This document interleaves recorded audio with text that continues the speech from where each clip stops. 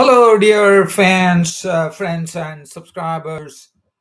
This is your host Ram on the cricket show, Cricket Happenings. Uh, as far as today's cricket show goes, we have two matches. One is there is an upset in a T20 game being between United Arab Emirates and Afghanistan, which was played in the United Arab Emirates, where the United Arab Emirates have upset Afghanistan in the second T20. The first was won comprehensively by Afghanistan. The second one, United Arab Emirates have really given some real joy to their home fans today in Sharjah when they beat Afghanistan in a a real thriller, one could call, by 11 runs. And the other side, with New Zealand already heralding, I mean, a lot of countries have already heralded the new year, including India. So, wherever you are, I wish you all a very happy and prosperous new year. And New Zealand versus Bangladesh, that was another match that happened where Bangladesh ran New Zealand very close. But in the end, it was New Zealand who prevailed by 17 runs, thus, quashing the possibility of Bangladesh getting their first series, T20 series win over New Zealand in New Zealand. So definitely New Zealand coming up trumps, especially by the Duckworth Lewis method after rain stop play, and New Zealand were victorious. So New Zealand squaring the series against Bangladesh 2-0. And we'll also have a look at some cricket news along the way. So first, I'm getting on to the New Zealand versus Bangladesh. The third 20 was really keenly looked at, especially after the stunning win by Bangladesh in the second T20 match. But in the third T20, there was some nice wind blowing there at Mount Ganui, and everybody were waiting for the new year as well. So it was a nice wind blowing, and one had to really control. But I thought the New Zealand bowlers, are pretty familiar with the conditions that prevail in New Zealand, playing at home, and we really saw Ben Sears really turning on the pace. As far as pace was concerned, it was coming from Ben Sears. He was really turning on the pace, and he was getting the wickets as well. There was a good impressive spell from Ben Sears. 4 overs, no made in 228, but Mitchell Santner was the one who totally drilled a big hole into the Bangladesh batting ranks as he just ran through the Bangladesh batting lineup, picking up 4 for 16 by turning the ball and really bamboozling the Bangladeshi batsmen. 2 wickets for 23, Adam Min, 3.2 overs, no made in 223, and Tim Southee, 4 overs, 2 for 25. East Southee was the wicketless bowler, 4 overs, none for 16, and Bangladesh were rooted for 110, and which was not something that one have expected, especially after Bangladesh had put up a wonderful show in the second T20. Now, looking at the Bangladesh card there, well, Soumya Sarkar was cheaply dismissed for first. Soumya Sarkar and Roni Talukdar opening innings, out for 4 and 10 respectively. And as I said, Sears was the one who was hitting the 150 kph mark as far as pace is concerned. And besides, he was the one who picked up 2 vital wickets as well. And if you look at that particular card, it does not make any happy reading. The highest scorer being the captain himself, Najmul Hussain Shantau, who made 17. Tawhid Rida was out for 16. Afif Hussain was out for 14. And there was nothing really to talk about. There were single-digit scores all round, and 110 all out was not a good exhibition of Bangladesh batting, but definitely credit to the New Zealand bowling, really stuck to it and really picked up the wickets of the Bangladeshi batsmen. Now, looking at New Zealand, for them, it was a case of, this was really another good bowling effort from Bangladesh, from Shariful Islam, the left-arm bowler, who has really become the mainstay of these Bangladeshi bowling in the absence of Taskin Ahmed. Even he has, I think for a moment, one could also say that Shariful Islam has really taken over from Mustafizur Rahman of Bangladesh and becoming the prime bowler.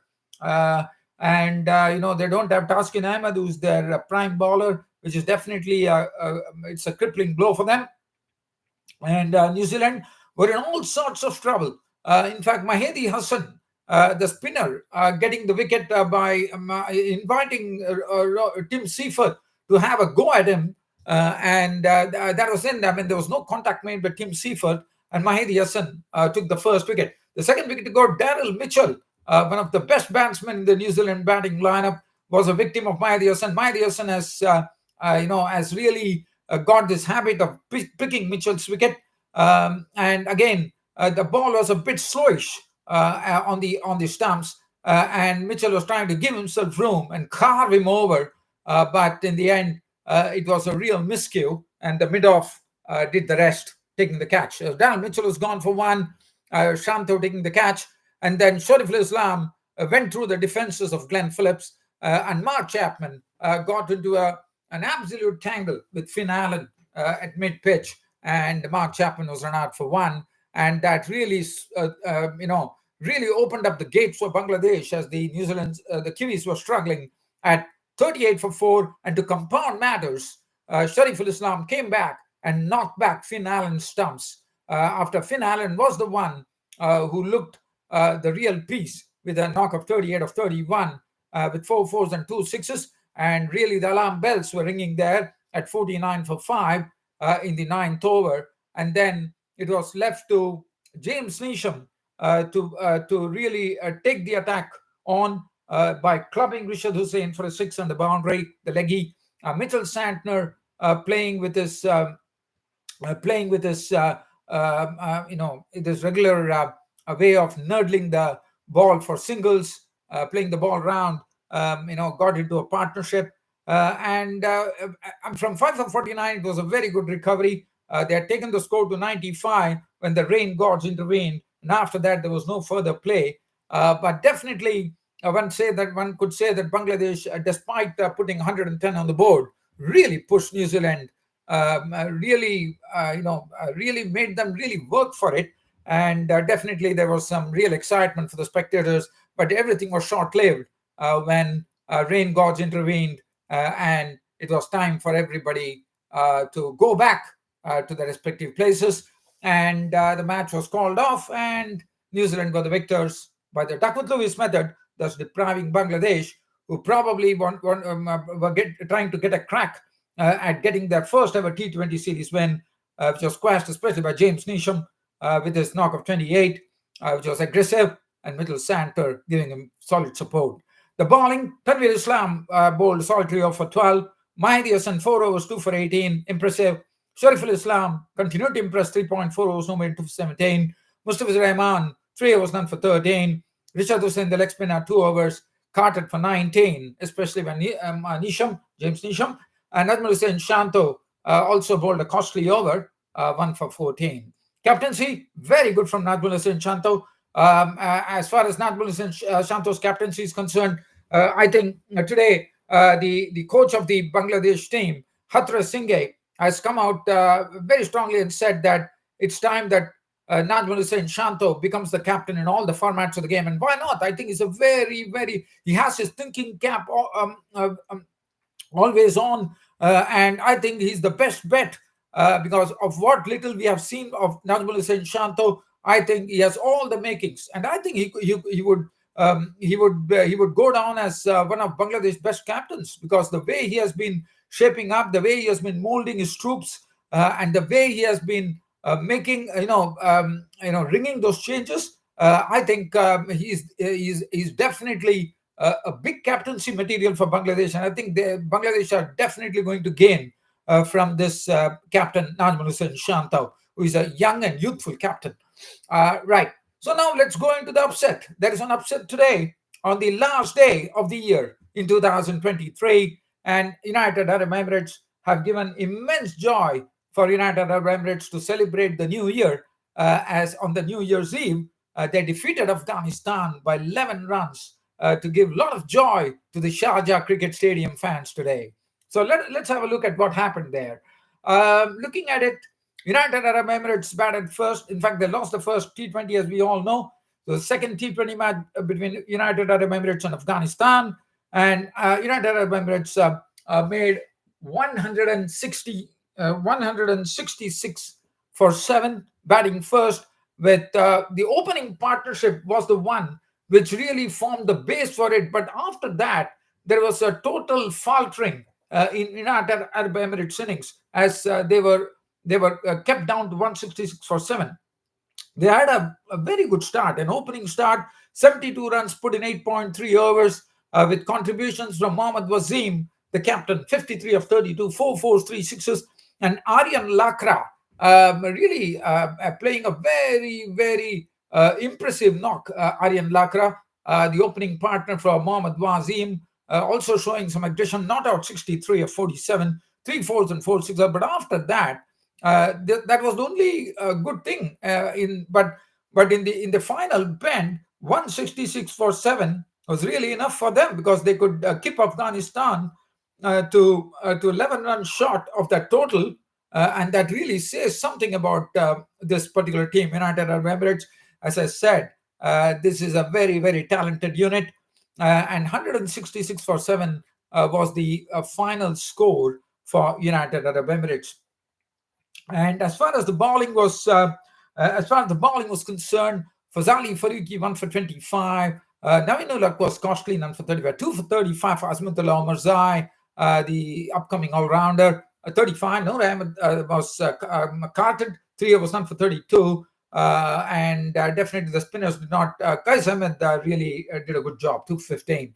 Afghanistan, in their chase, definitely there is something that they have to really look into, because this was a good team, and they also got a very good start. 47 was raised in 5 overs by the dashing opening pair of Azratullah Zazai, who contributed 36 of 27 with 2 4s and 3 6s, and Ramanullah Gurbaz, who made 21 of 17, 1 4 and 1 6. But after that, there was nobody who could give the support to the veteran Mohammad Nabi, who did his bit, contributing 47 of 27, 5 4s and 2 6s. But that was it for Afghanistan. Ibrahim Zadran was cheaply dismissed for 4. Mohammad Nabi, as I said, 47. Duck for Davish Rasuli. Asmatullah Omarzai disappointed with 1 run. Qais Ahmed 18. So there was nothing really to talk about. And 154 all out, with United Arab Emirates celebrating the dawn of the new year with a victory over United Afghanistan. Looking at the bowling, Jawadullah bowled well, but the man who really took the man of the match award was Ali Nasser. 4 overs, 1 maiden, 2. Let's have a look at Ali Nasser here. Let's have a look at Ali Nasser. He's an all-rounder. He's a left-hand bat, and he's a right-arm medium bowler, right-arm medium pace bowler. And I thought he did a wonderful job. I mean, in fact, he was the one who got the man of the match award. What a spell from Ali Nasser. 4 overs, 1 maiden, 4 for 24. Mohammad Jawadullah, another pacer, also supporting him admirably well. 4 overs, no maiden, 26 runs and 4 wickets. 1 for 30 for Junaid Siddiqui. 1 for 33 for Akif Raja, who was very costly. Afzal Khan, he is one of the prime spinners for the UAE. 4 overs, none for 25. Bislamid, none for 5. So that was it. So as I said, that was a sweet victory for the United Arab Emirates, and I think that would be something that they'll be very happy with this particular match. Now, let's have a look at some cricket news. Big Bash is really, a lot of fireworks. Marcus Stoinis is going on an absolute rampage there as the Melbourne Stars beat the Adelaide Strikers. Nikhil Chowdhury is one player who has made he's from India, but he settled down in Australia and looks to be a very, very aggressive bloke as far as batting is concerned. Shanto, I already spoken about his captaincy. Well, not much to really talk about. Yes, dear friends, I think I will probably conclude this cricket show today by bidding you all goodbye, and also wishing all my dear friends and subscribers of Cricket Happenings, and also whoever are viewing my Cricket Happenings, a very, very happy, healthy and prosperous new year. With this being said, I'm going to take leave of you. Being New Year, I might pop in tomorrow on my cricket show, being a holiday. After that, I think it will be next Saturday that you'll again be seeing me on this Weekend Cricket Show. Thanks for your company as always, and looking forward to once again have the company of you all. Till such time, it's goodbye and good night from here, and cheers to everybody. And may the New Year's party continue all night long. That's it. Thank you.